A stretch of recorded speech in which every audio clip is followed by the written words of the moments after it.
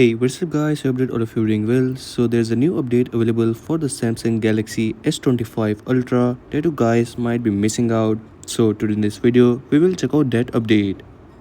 So to check the update, simply tap on settings on your phone, then you have to tap on software update, then tap on download and install.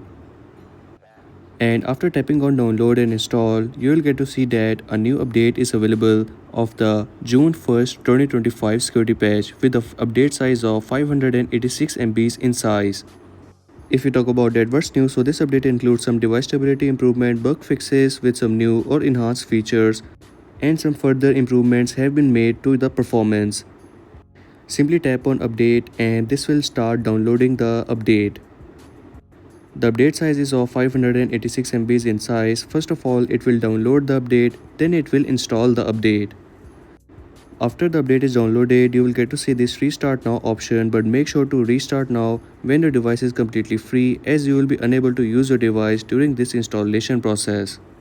And this installation process will take time, so you will have to wait patiently over here. And once the update is installed, your device will automatically restart.